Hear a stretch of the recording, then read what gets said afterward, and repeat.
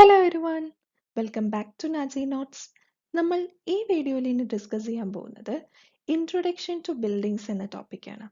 ഇത് KTU 2024 scheme civil engineering first സെമിസ്റ്ററിലെ introduction to mechanical and civil engineering എന്ന സബ്ജക്റ്റിലെ തേർഡ് മൊഡ്യൂളിലെ പോർഷനാണ്.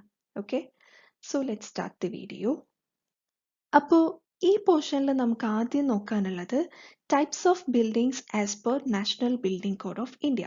National building code of India പ്രകാരം ബിൽഡിങ്സിനെ നമ്മൾ 4 ആയിട്ടാണ് ക്ലാസിഫൈ ചെയ്തിട്ടുള്ളത്. Based on occupancy, fire resistance, load transfer, materials used. ഇതിൽ ഓരോന്നും നമുക്ക് ഡീറ്റെയിൽഡ് ആയിട്ട് പഠിക്കാനുണ്ട്. അതിലാദ്യം നമുക്ക് നോക്കാനുള്ളത് classification of buildings as per occupancy. ഒക്യുപ്പൻസിയുടെ ബേസിസിൽ നമുക്ക് ബിൽഡിങ്സിനെ 9 ആയിട്ടാണ് ക്ലാസിഫൈ ചെയ്തിട്ടുള്ളത്. Group A, B, C, D, E, F, G, H, I ഇല്ല, ഗ്രൂപ്പ് ജെ. ഓക്കെ, അതിൽ ഫസ്റ്റ് ഗ്രൂപ്പ് എ എന്ന് പറഞ്ഞാൽ residential building, B educational building, C institutional building, D assembly building, E business building, F mercantile building, G industrial building, H storage building and group J hazardous building. ഇതും എല്ലാം നമുക്ക് detailed ആയിട്ട് പഠിക്കണം. ആദ്യം group A residential buildings. നമുക്ക് residential buildings എന്താണെന്ന് നമുക്ക് എല്ലാവർക്കും അറിയാലോ, റെസിഡൻഷ്യൽ പർപ്പസിന് ഉപയോഗിക്കുന്ന ബിൽഡിങ്സ്. പക്ഷെ അതിൽ കുറച്ച് എക്സെപ്ഷണൽ കേസസ് നമ്മൾ പറയുന്നുണ്ട്. അതായത് ഇവിടെ വിത്ത് or without cooking or dining or both facilities എന്നാണ്. അതായത് ഒന്നുകിൽ കുക്കിംഗ് ഉണ്ടാവാം അല്ലെങ്കിൽ ഇല്ലാണ്ടിരിക്കാം, ഡൈനിങ് ഉണ്ടാവാം അല്ലെങ്കിൽ ഇല്ലാണ്ടിരിക്കാം, ചിലപ്പോൾ ഇത് രണ്ടും ഉണ്ടാകാം രണ്ടും ഇല്ലാതെ ഇരിക്കാം. പക്ഷേ നമ്മൾ താമസത്തിന് ഉപയോഗിക്കുന്ന ബിൽഡിംഗ് ആണ്. അതുപോലെ തന്നെ except any building classified under group C. Group C ഏതാണ്? Institutional building. അപ്പൊ ഗ്രൂപ്പ് സിയുടെ അണ്ടറിൽ നമ്മൾ ക്ലാസിഫൈ ചെയ്യാത്ത റെസിഡൻഷ്യൽ പർപ്പസിന് നമ്മൾ ഉപയോഗിക്കുന്ന എല്ലാ ബിൽഡിങ്സും എന്താണ്? റെസിഡൻഷ്യൽ ബിൽഡിങ്സ് ആണ്. ഇനി ഗ്രൂപ്പ് എ റെസിഡൻഷ്യൽ ബിൽഡിങ്സിനെ നമ്മൾ വീണ്ടും 5 ആയിട്ട് ക്ലാസിഫൈ ചെയ്യുന്നുണ്ട്. A1, A2, A3, A4, A5. നമുക്ക് ഓരോന്നും ഡീറ്റെയിൽഡ് ആയിട്ട് നോക്കാം. ആദ്യം A1 lodging houses, lodges. Okay, buildings under same management. Same മാനേജ്മെന്റിന്റെ കീഴിലായിരിക്കുമല്ലോ ലോഡ്ജസ് എല്ലാം ഉണ്ടാവുക. അതുപോലെ തന്നെ ഇവിടെ 40 പേഴ്സൺസിൽ കൂടാൻ പാടില്ല. 40ന് താഴെ പേഴ്സൺസിന് മാത്രമേ അക്കോമഡേറ്റ് ചെയ്യാൻ കഴിയുള്ളൂ. അതുപോലെ ഇവിടെ സെപ്പറേറ്റ് സ്ലീപ്പിംഗ് അക്കോമഡേഷൻ ആയിരിക്കും പ്രൊവൈഡ് ചെയ്യുന്നത്. അതൊരു കീവേഡാണ്, ശ്രദ്ധിക്കണം. സെപ്പറേറ്റ് സ്ലീപ്പിംഗ് അക്കോമഡേഷൻ ആയിരിക്കും, ഒരുമിച്ചല്ല. ഓക്കെ, പിന്നെ ഇത് ട്രാൻസിയന്റ് ആയിരിക്കാം അല്ലെങ്കിൽ പെർമനന്റ് ബേസിസിലും ആവാം. പിന്നെ ഇവിടെ ശ്രദ്ധിക്കേണ്ട ഒരു point, with or without dining facilities but without cooking facilities. നമുക്ക് ലോഡ്ജസിൽ എപ്പോഴെങ്കിലും കുക്കിംഗ് ഫെസിലിറ്റി ഉണ്ടോ? ഇല്ല. കുക്കിംഗ് ഫെസിലിറ്റി ഇല്ല, പക്ഷേ ഡൈനിങ് ഫെസിലിറ്റി ഉണ്ടാവാം, ഇല്ലാതെയും ഇരിക്കാം. നമുക്ക് വേണമെങ്കിൽ ഫുഡ് കഴിക്കാം അല്ലെങ്കിൽ കഴിക്കാതെ ഇരിക്കാമല്ലോ ലോഡ്ജസിൽ. അപ്പൊ അതാണ് A1 lodging houses. Then next വരുന്നത് A2 1 or 2 private dwelling houses. ഇവിടെ എന്താ പ്രത്യേകത? നമ്മൾ ലോഡ്ജിംഗ് ഹൗസിൽ 40 പേഴ്സൺസ് ആണ് മാക്സിമം. എന്നാൽ A2ൽ വരുമ്പോൾ, പ്രൈവറ്റ് ഡ്വെല്ലിംഗ് ഹൗസസിൽ വരുമ്പോൾ മാക്സിമം 20 പേഴ്സൺസേ പറ്റൂ. അതിൽ കൂടുതൽ അക്കോമഡേറ്റ് ചെയ്യാൻ പറ്റില്ല. ഓക്കെ, പിന്നെ ഇവിടെ ഒക്കുപ്പൈ ചെയ്യുന്ന ആൾക്കാർ ഒരു സിംഗിൾ ഫാമിലിയിലെ മെമ്പേഴ്സ് ആയിരിക്കും. അതാണ് A2ന്റെ പ്രത്യേകത. ഓക്കെ അല്ലേ? ഇനി അടുത്തത് A3 ഡോർമെട്രീസ്. ഡോർമെട്രീസ് നമുക്ക് എല്ലാവർക്കും അറിയാമല്ലോ. ഡോർമെട്രീസ് എന്ന് പറഞ്ഞാൽ എന്താണ്? അവിടെ ഗ്രൂപ്പ് സ്ലീപ്പിംഗ് അക്കോമഡേഷൻ ആണ്. അതാണ് ഞാൻ നേരത്തെ പറഞ്ഞത്, ശ്രദ്ധിക്കാൻ. ലോഡ്ജിംഗ് ഹൗസസിൽ നമ്മൾ എന്താ പറഞ്ഞേ? Separate sleeping accommodation. എന്നാൽ ഇവിടെ ഡോർമെട്രിയിൽ വരുമ്പോൾ ഗ്രൂപ്പ് സ്ലീപ്പിംഗ് അക്കോമഡേഷൻ ആണ്. ഓക്കെ, അവിടെ with or without dining facility ആണ്. നമ്മൾ ലോഡ്ജിംഗ് ഹൗസസിൽ പറഞ്ഞ പോലെ തന്നെ with or without dining facility ആണ്. എന്നാൽ ഇവിടെ ഗ്രൂപ്പ് സ്ലീപ്പിംഗ് അക്കോമഡേഷൻ ആണ്. പക്ഷേ the persons who are not members of same family. Same ഫാമിലിയിലുള്ള ആൾക്കാരായിരിക്കണം എന്നില്ല ഇവിടെ താമസിക്കുന്നത്. ഓക്കെ, നമ്മൾ A2 ആ പോയിന്റ് എടുത്തു പറഞ്ഞു. A2 1 or 2 private dwelling houses എന്ന് പറഞ്ഞപ്പോൾ നമ്മൾ പറഞ്ഞു അവിടെ താമസിക്കുന്നത് ഒരു സിംഗിൾ ഫാമിലിയിലെ തന്നെ മെമ്പേഴ്സ് ആയിരിക്കും. അതേസമയം ഡോർമിറ്ററിയിൽ താമസിക്കുന്നത് ഒരു സെയിം ഫാമിലിയിലെ മെമ്പേഴ്സ് ആയിരിക്കില്ല. ഓക്കെ, ആയിരിക്കണം എന്ന് നിർബന്ധമില്ല. ഓക്കെ, ഇനി ഡോർമിറ്ററീസ് എന്ന് പറയുമ്പോൾ ഒന്നുകിൽ ഒരു റൂം ആവാം, അല്ലെങ്കിൽ ഒരു series of closely associated rooms ആവാം. ഓക്കെ, ഇവിടെ ഇതൊരു സിംഗിൾ മാനേജ്മെന്റിന്റെ അണ്ടറിലായിരിക്കും. അതുപോലെ തന്നെ ജോയിന്റ് ഒക്യുപ്പൻസി ആയിരിക്കും, എല്ലാവരും കൂടെ ഒന്നിച്ചായിരിക്കും താമസിക്കുന്നത്. ഇതിന്റെ എക്സാമ്പിൾ ആണ് ഹോസ്റ്റൽസ്, മിലിറ്ററി ബാരക്സ് എല്ലാം. ഓക്കെ, ഇനി അടുത്തത് A4 അപ്പാർട്ട്മെന്റ് ഹൗസസ് അല്ലെങ്കിൽ ഫ്ലാറ്റ്സ്. ഫ്ലാറ്റ്സ് എന്താ നമുക്കറിയാലോ, അതും അണ്ടർ സിംഗിൾ മാനേജ്മെന്റ് ആണ്. അവിടെ 3 അതിൽ കൂടുതലോ ഫാമിലീസിനെ അക്കോമഡേറ്റ് ചെയ്യുന്ന ഒരു ബിൽഡിംഗ് ആണ് അപ്പാർട്ട്മെന്റ് ഹൗസസ് അല്ലെങ്കിൽ ഫ്ലാറ്റ്സ് എന്ന് പറയുന്നത്. അടുത്തത് A5 hotels up to 4 star only. 4 star വരെ വരുന്ന എല്ലാ ഹോട്ടൽസിനെയും നമ്മൾ A5 എന്ന് കാറ്റഗറൈസ് ചെയ്യും. അതേസമയം 5 സ്റ്റാർ അല്ലെങ്കിൽ അതിന് മുകളിലോട്ട് വരുന്ന എല്ലാ ഹോട്ടൽസും A6 എന്നാണ് കാറ്റഗറൈസ് ചെയ്യുന്നത്. ഓക്കെ, അപ്പോൾ A5 ഹോട്ടൽസ് അപ് ടു 4 സ്റ്റാറിൽ സെയിം എന്താണ്, സിംഗിൾ മാനേജ്മെന്റിന്റെ അണ്ടറിലാണ് വരുന്നത്. അവിടെ സ്ലീപ്പിംഗ് അക്കോമഡേഷൻ പ്രൊവൈഡ് ചെയ്യുന്നത് എത്ര പേർക്കാണ്? മോർ ദാൻ 15 പേഴ്സൺസ്, 15 ആൾക്കാരിൽ കൂടുതൽ ആൾക്കാർക്ക് സ്ലീപ്പിംഗ് അക്കോമഡേഷൻ പ്രൊവൈഡ് ചെയ്യുന്ന ഒരു റെസിഡൻഷ്യൽ ബിൽഡിംഗ് ആണ് A5 ഹോട്ടൽസ്. ഓക്കെ, ഇനി അടുത്ത ക്ലാസിഫിക്കേഷൻ ആണ് ഗ്രൂപ്പ് ബി, എഡ്യൂക്കേഷണൽ ബിൽഡിംഗ്സ്. പേര് വെച്ച് തന്നെ നമുക്കെല്ലാം എഴുതാവുന്നേ ഉള്ളൂ. എഡ്യൂക്കേഷണൽ ബിൽഡിംഗ് എന്ന് പറഞ്ഞാൽ എന്താണ്? എഡ്യൂക്കേഷൻ പർപ്പസിന് വേണ്ടി യൂസ് ചെയ്യുന്ന ബിൽഡിംഗ്സ്, അതായത് സ്കൂൾസ്, കോളേജസ് അല്ലെങ്കിൽ മറ്റ് ട്രെയിനിങ് ഇൻസ്റ്റിറ്റ്യൂഷൻസ്. പക്ഷെ ഇവിടെ എടുത്തു പറയുന്ന ഒരു വാക്ക് ദാറ്റ് ഇൻവോൾവ് അസംബ്ലി. നമ്മൾ ഒരു ദിവസത്തിൽ എന്തെങ്കിലും ഒരു ഇൻസ്ട്രക്ഷൻ കൊടുക്കാനോ അല്ലെങ്കിൽ എഡ്യൂക്കേഷന് വേണ്ടിയിട്ടോ നമ്മൾ ഒരു ദിവസം അസംബ്ലി കൂടുന്നുണ്ടെങ്കിൽ അങ്ങനെയുള്ള എഡ്യൂക്കേഷണൽ പർപ്പസിന് വേണ്ടി യൂസ് ചെയ്യുന്ന ബിൽഡിങ്സ് ആണ് എഡ്യൂക്കേഷണൽ ബിൽഡിങ്സ്. ഓക്കെ അല്ലേ? അപ്പോൾ ഈ എഡ്യൂക്കേഷണൽ ബിൽഡിങ്സ് തന്നെ വീണ്ടും രണ്ടായി ക്ലാസിഫൈ ചെയ്തിട്ടുണ്ട്, B1 ആൻഡ് B2. B1 എന്ന് പറഞ്ഞാൽ എന്താണ്? 20 സ്റ്റുഡൻസിൽ മേലെയുള്ള, 20നേക്കാൾ കൂടുതൽ സ്റ്റുഡൻസ് ഉള്ള സീനിയർ സെക്കൻഡറി ലെവൽ വരെയുള്ള എല്ലാ സ്കൂളിനെയും B1 എന്ന് നമ്മൾ വിളിക്കും. അതേസമയം B2 എന്ന് പറഞ്ഞാൽ 100 സ്റ്റുഡൻസിൽ താഴെയുള്ള മറ്റെല്ലാ ട്രെയിനിങ് സ്കൂൾസിനെയും കൂടെ ചേർത്ത് നമ്മൾ പറയുന്നതാണ് B2.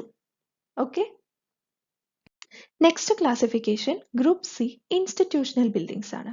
അതായത് നമ്മൾ മെഡിക്കൽ പർപ്പസ്, ട്രീറ്റ്മെന്റിന്, പേഴ്സൺസിനെ കെയർ ചെയ്യാൻ വേണ്ടിയിട്ട് വല്ല ഡിസീസ് അല്ലെങ്കിൽ ഫിസിക്കൽ ഓർ മെന്റൽ ഇൽനെസ് അതിൽ നിന്ന് സഫർ ചെയ്യുന്ന പേഴ്സൺസിനെ കെയർ ചെയ്യാൻ വേണ്ടിയിട്ടോ അല്ലെങ്കിൽ കുഞ്ഞുങ്ങളെയോ ഏജ്ഡ് പേഴ്സൺസിനെയോ ഒക്കെ കെയർ ചെയ്യാൻ വേണ്ടിയിട്ട് നമ്മൾ അങ്ങനെ ആ ഒരു പർപ്പസിന് വേണ്ടി ഉപയോഗിക്കുന്ന ബിൽഡിംഗ് ആണ് ഇൻസ്റ്റിറ്റ്യൂഷണൽ ബിൽഡിങ്സ് എന്ന് നമ്മൾ പറയുന്നത്. ഹോസ്പിറ്റൽസ് ഒക്കെ ഇതിനകത്ത് വരും. ഓക്കെ, പക്ഷെ ഇവിടുത്തെ ഒരു പറയേണ്ട കാര്യം, liberty of inmates is restricted. ഇവിടെ നമുക്ക് അത്ര ലിബർട്ടി ഒന്നുമില്ല, നമുക്ക് തോന്നിയ പോലെ എല്ലാം ചെയ്യാനുള്ള ഇതൊന്നുമില്ല, ബട്ട് റെസ്ട്രിക്റ്റഡ് ആണെന്ന് മാത്രം. Okay, they normally provide sleeping accommodation for the occupant. അല്ലെങ്കിൽ നമുക്കറിയാമല്ലോ ഹോസ്പിറ്റൽസിലൊക്കെ സ്ലീപ്പിംഗ് അക്കോമഡേഷൻ ഒക്കെ പ്രൊവൈഡ് ചെയ്യുന്നുണ്ടല്ലോ.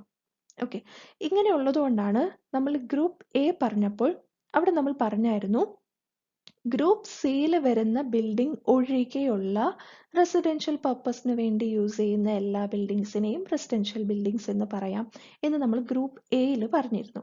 ഇതാണ് കാര്യം. ഓക്കെ, ഇനി ഗ്രൂപ്പ് സി ബിൽഡിങ്സിനെ തന്നെ വീണ്ടും സബ് ഡിവൈഡ് ചെയ്ത് C1, C2, C3. C1 എന്ന് പറഞ്ഞാൽ ഹോസ്പിറ്റൽസ് ആൻഡ് സെനറ്റോറിയ. സെനറ്റോറിയ എന്ന് പറഞ്ഞാൽ ക്രോണിക് ഇൽനെസ് ട്രീറ്റ്മെന്റിന് വേണ്ടി ഉള്ള ഒരു സ്ഥലമാണ്.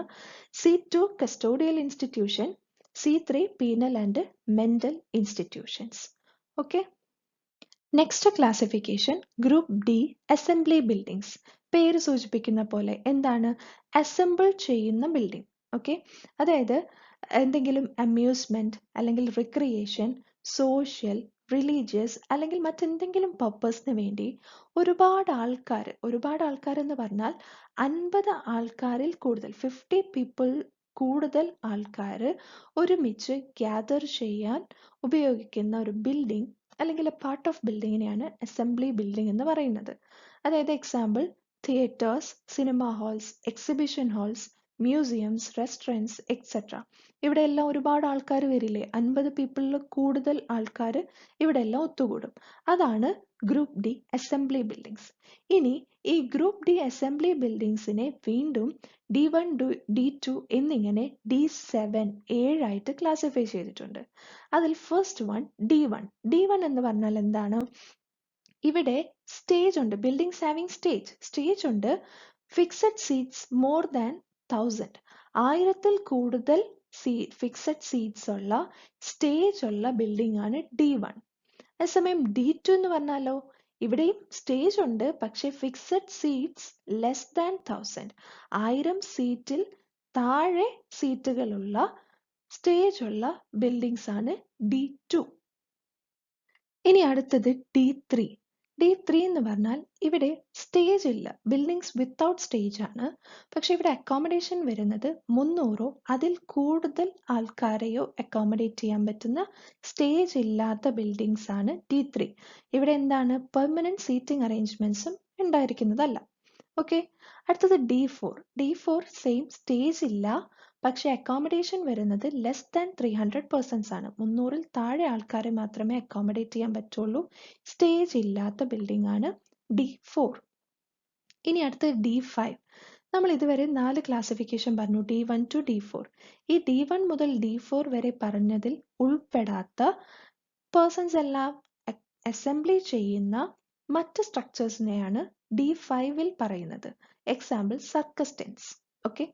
അടുത്തത് D6 എന്ന് പറയുമ്പോൾ ബിൽഡിങ്സ് ഹാവിംഗ് മിക്സഡ് ഒക്യുപ്പൻസി ആണ്. നമ്മൾ പല പർപ്പസിന് വേണ്ടിയിട്ട്, ഷോപ്പിംഗ്, റെസ്റ്റോറൻറ്റ്സ്, അങ്ങനെ മിക്സഡ് ഒക്യുപ്പൻസിക്ക് വേണ്ടിയിട്ട് എടുക്കുന്ന ബിൽഡിങ്സ് ആണ് D6, മോളൊക്കെ പോലെ. ഓക്കെ. അടുത്തത് D7. നമ്മൾ ഇതുവരെ പറഞ്ഞ D1 മുതൽ D6 വരെയുള്ള ക്ലാസിഫിക്കേഷനിൽ ഉൾപ്പെടാത്ത, മനുഷ്യരെല്ലാം ഗ്യാദർ ചെയ്യാൻ ചാൻസ് ഉള്ള, അസംബ്ലി ചെയ്യാൻ ചാൻസ് ഉള്ള മറ്റെല്ലാ അസംബ്ലി ബിൽഡിങ്ങിനെയും കൂടെ നമ്മൾ കാറ്റഗറൈസ് ചെയ്യുന്നതാണ് D7. ഓക്കെ അല്ലേ? ഇനി നെക്സ്റ്റ് ക്ലാസിഫിക്കേഷൻ ആണ് ഗ്രൂപ്പ് ഇ, ബിസിനസ് ബിൽഡിങ്സ്.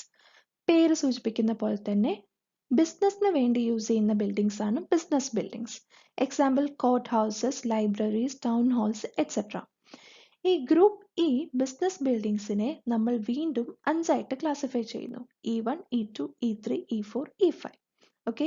അതിൽ E1 എന്ന് പറയുമ്പോൾ ഓഫീസേഴ്സ്, ബാങ്ക്സ്, പ്രൊഫഷണൽ എസ്റ്റാബ്ലിഷ്മെന്റ്സ്, അതായത് ഡോക്ടേഴ്സ്, ലോയേഴ്സ്, എഞ്ചിനീയേഴ്സ്, ആർക്കിടെക്ട്സ്, ഇങ്ങനെ ഓരോരുത്തർക്ക് സെപ്പറേറ്റ് പ്രൊഫഷണൽ ആയിട്ട് ഒരു ഓഫീസ് ഉണ്ടാവില്ലേ, അതാണ് പ്രൊഫഷണൽ എസ്റ്റാബ്ലിഷ്മെന്റ്സ്.